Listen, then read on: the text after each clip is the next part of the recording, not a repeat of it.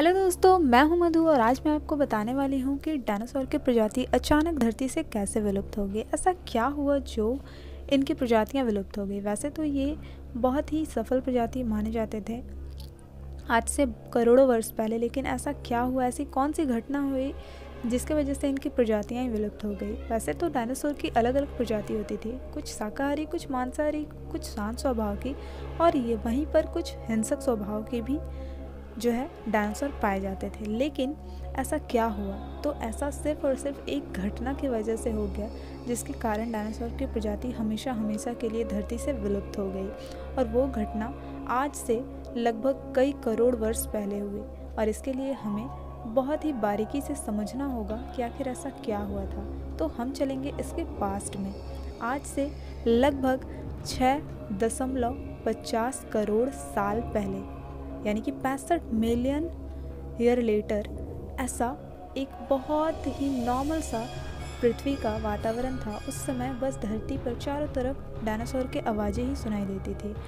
लेकिन जहाँ पर डायनासोर की एक सफल प्रजाति अच्छे से उनका भरण पोषण धरती पर हो रहा था, तो वहीं एक एस्टेरॉयड आज से 10 करोड़ साल पहले सुदूर अंतरिक्ष से धरती की ओर आ रही थी और अचानक वह अंतरिक्ष में ही एक एस्टेरॉयड से टकराकर बहुत ही तेज विस्फोट के साथ वह पृथ्वी की ओर बढ़ने लगी। इसकी रफ्तार बहुत ही तेज हो गई थी और इसकी रफ्तार 22,000 मील प्रति घंटे की थी।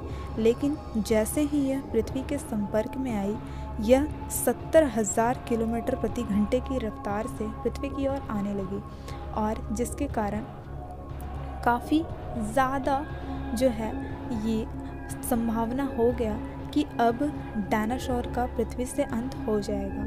यह चांद से लगभग बहुत ही निकट से गुजर गया और यह लगभग 4 मिनट में अटलांटिक ओशन को भी पार कर दिया। इसकी रफ्तार इतनी तेज़ और इसकी चमक इतनी तेज़ थी जिसकी वजह से डायनासोर अंधे हो गए थे, उनको कुछ दिखाई नहीं दे रहा था।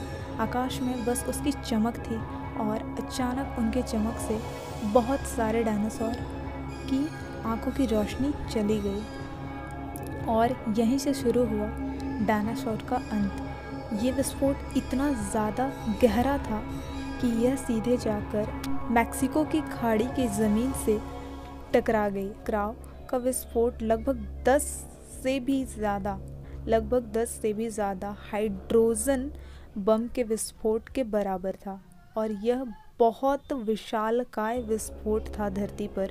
और यही कारण है कि 180 किलोमीटर चौड़ा और 20 किलोमीटर गहरा गड्ढा वहाँ पर बन गया और यह बहुत ही खतरनाक एक धूल का चादर बन गया इसके विस्फोट के कारण, जो कि वायुमंडल में फैल गया और इससे उड़ने वाली प्रजाति की डायनासोर तो बच गए, लेकिन यह विस्फोट इतना विशालकाय था, इतना बड़ा, जिसके कारण कई किलो टन धातु जो है बाहर चले गए थे अंतरिक्ष में और यही 40 मिनट बाद वापस से ग्रेविटेशनल फोर्स के कारण धरती पर वापस गिरने लगी, जिसके कारण डायनासोर की बची कुची प्रजातियां भी विलुप्त हो गई और इसके साथ एक बहुत ही बड़ी धूल की चादर आसमान को घेर लिया।